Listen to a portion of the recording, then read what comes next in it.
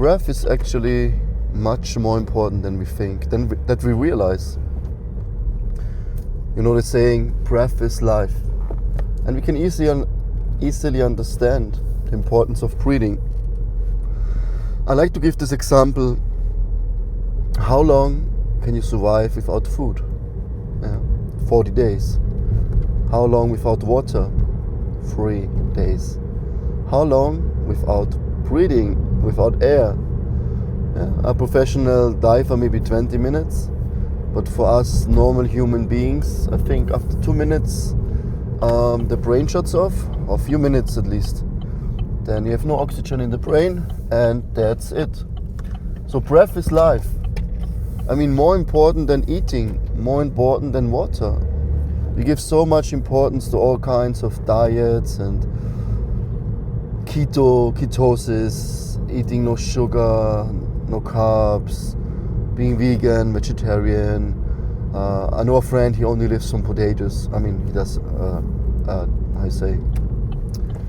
some fast, some diet. There's all kinds of things we do for our health. But we're not realizing that breathing is the most important. Especially breathing in through the nose.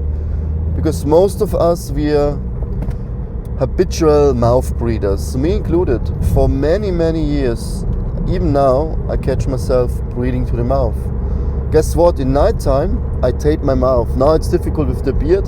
I still tape it, but it's very painful to take the tape off in the morning.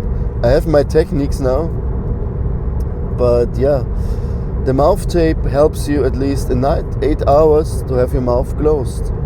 You can record yourself or ask someone if your mouth is open. If you breathe 8 hours with mouth open, it's not healthy, it's not good.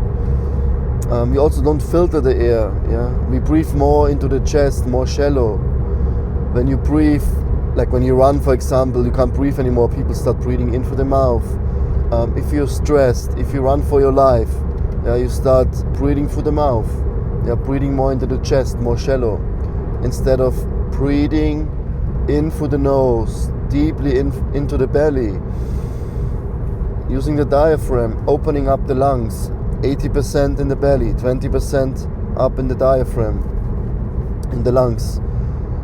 There's yogic breathing where you only breathe gently into the belly, and then you breathe up all the way to the lungs. We breathe usually around 16 times a minute, maybe 20 times, depends how relaxed you are, and if you work, if you're in stress, if you're more calm, if you're reading. So it depends on various factors. But yogis, and I try to be a yogi, so myself, I try to breathe, guess what, 6 breaths in a minute. And you might think from 16 to 20, let's say 18 breaths, 3 times less. How is that possible? It's very simple. You can do it right now. Inhale for 4 seconds, slowly belly, diaphragm, chest, and slowly exhale. 5, 6. So that's 10 seconds for 1 breath. Times 6 equals 1 minute. You can also add 2 seconds between the inhale and exhale, or 1 second each, or after the inhalation 2 seconds. Then you only take 5 breaths in a minute. It's quite amazing actually. And why should you breathe less? We think more breathing brings more oxygen, brings more energy, because more oxygen is transported to the blood, into the cells, right? The oxygen saturation is almost always 96, 97%. I tried it out so many times, no matter how I breathe, how fast I breathe, how slow I breathe. The oxygen saturation is always right. So why should we breathe more, or why should we breathe less? Because the mind and the breath, they're both connected. You can't separate them. It's like a bird is bound to a tree. So the bird wants to fly away, but the rope binds the bird to the tree. The rope is the breath, and the mind is connected to the breath. If I say something now to aggravate you, to insult you, to make you angry, make you stressed. All of a sudden you start breathing faster, breathing more in the chest, more shallow. If I talk to you in a nice and calming way, I mean, when I talk to my wife and we had a small argue or some talk, I would say, then my daughter comes, Daddy, Mommy, breathe, take a breath.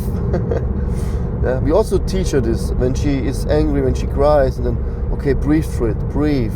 It's okay to feel the pain, it's okay to feel emotion, to cry, to be angry, but breathe through it. If you don't breathe, it will get stuck in your body.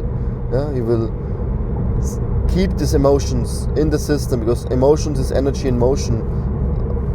And it gets stuck. Whoa, this car almost was close. Overtook someone. So we can breathe slow, and we can control, regulate our mind. By breathing slow, we regulate the mind. It will be more calm, more peaceful. If the mind is more peaceful, the same way the breath will be more calm. In the yogic scriptures, in Ayurveda also, we know that we only have a certain amount of breaths.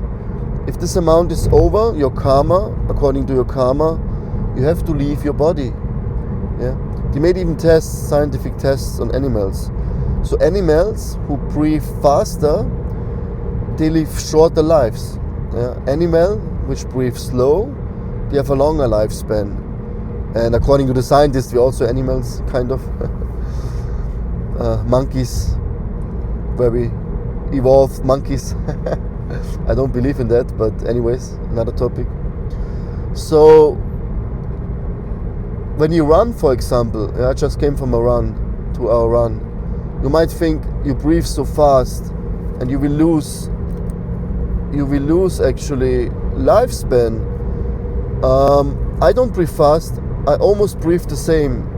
Maybe instead of 10 seconds a breath, maybe 6 seconds.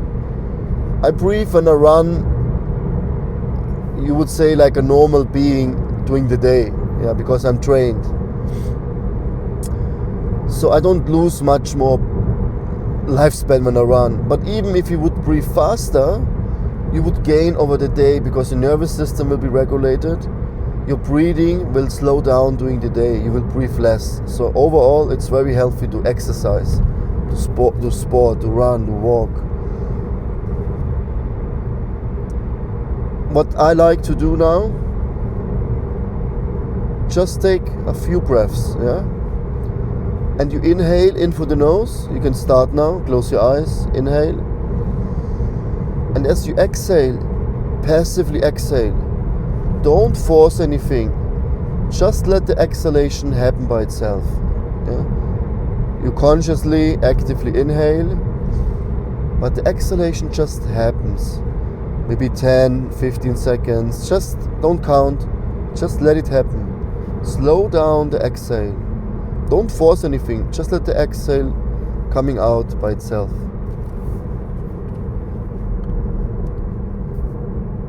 Okay, one more breath. Inhale. And slowly and gently exhale. And now also let go of the inhalation.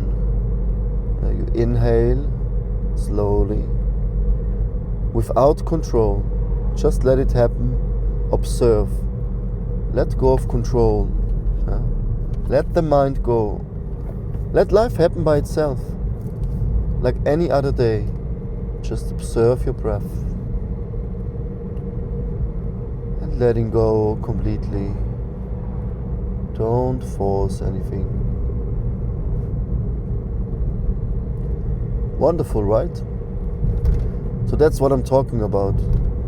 You can change your whole mindset, your whole thinking, your emotions, your stress levels, your anxiety, just by this simple breathing technique. You just let go of the breath. And that it was called pranayama. Prana, the life force. Ayama, to expand, to withhold, And yama means to control. So pranayama is the control of life energy. So that's why breathing is so important. And the less we breathe, the more we come into the state of non-breathing, kumbhaka, breath hold. There's three kinds of kumbhaka. External, bahir kumbhaka, antara kumbhaka, the internal breath hold. But there's also kevala kumbhaka, where the breath dissolves. You don't breathe anymore. You offer the inhalation into the exhalation into the inhalation. And this is actually where the magic is happening. This is where you truly find peace, where you can really face the divine, when the breath is still and calm.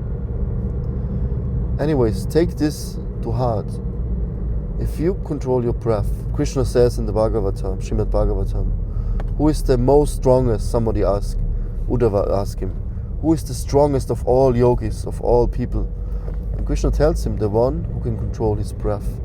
Because the one who can control his breath, he can control his mind.